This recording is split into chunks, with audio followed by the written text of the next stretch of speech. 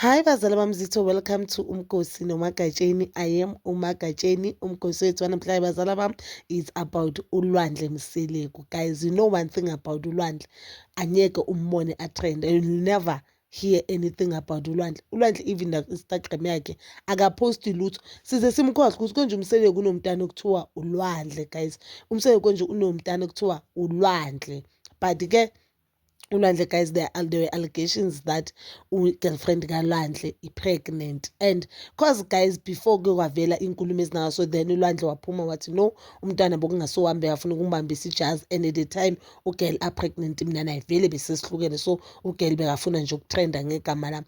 But this time it seems like iqiniso because there's a picture epostiwe futhi ebonisa ukuthi ugirlfriend noLwandle they are still together and they are seeing umntwana sekavelile. You know one thing about uLwandle, I know ukuthi singabe sisho ukuthi uthulile uyabhora ayikho into asineyona even kushow yezingane ezithembu, but one thing about that man, indoda phela le, the thing about that man, unomthetho. uLwandle unomthetho, unendlela futhi okuzibamba, uzicocile man, unlike ubhuti wakhe, uzicocile uLwandle. I know ukuthi lo mntwana uzokhula right, ngoba if you look at abantwana bakamamkhulu Macele, you can see ukuthi umamkhulu Macele nendlela akhulisa ngayo abantwana bakhe, noma bangayivezi ku-TV, but into engafisi ukuyibona ukuthi like kwenzakalani kamamkhulu Macele kahle kahle, because abantwana bamamkhulu Macele bayafana bonke, banomthetho.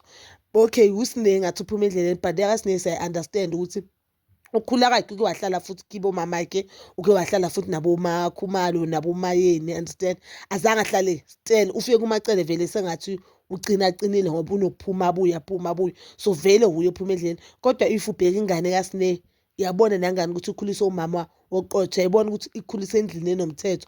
If ubheka uLwandle, ubheka u-Abong, ubheka owami, uyabona ukuthi abantwana bamaCele anyeke ubabone kurawurawu. Abantwana bamaCele anyeke uve kuthiwa bathe, never.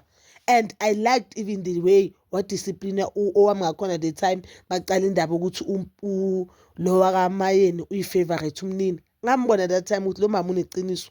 You understand? So I am so happy shem for uLwandle. I don't wanna lie. I am so happy and I pray ukuthi at least kule next season of izingane zesithembu asinike more. Sekane-girlfriend, mhlambe kuveza i-girlfriend kaLwandle, sibonene ukuthi umjolo kaLwandle uhamba kanjani, sibone uthando nesithembu lakaLwandle lihamba kanjani, because naye uthe uyindoda efuna isithembu, even though afile ngathi he's still young now, but ngelinye ilanga uzosithatha isithembu, of which ngivumelana, isithembu akusinto okugagamelwa, guys.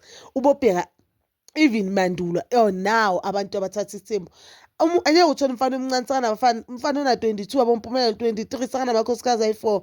No, uzothola ukuthi indoda ubaba omdala ona-40 mhlawumbe khane athatha unumber 2, umuntu ona-50 khane athatha unumber 3. Yingakho we are always complaining ukuthi abantwana abancane bashada abadala, but abantu abasi-understandayo isithembu ukuthi mnike lo nkosikazi oceda ufika isikhathi nothando, bese-ke masenijwayelene khane ungaletha omunye. So guys, I do not wanna lie, I am so happy for uLwandle.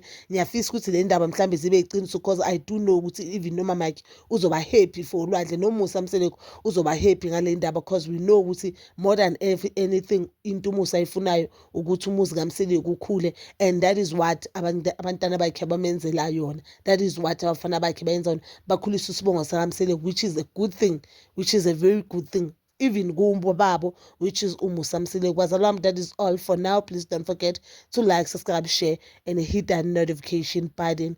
Nginethanda ukuya nokubuya.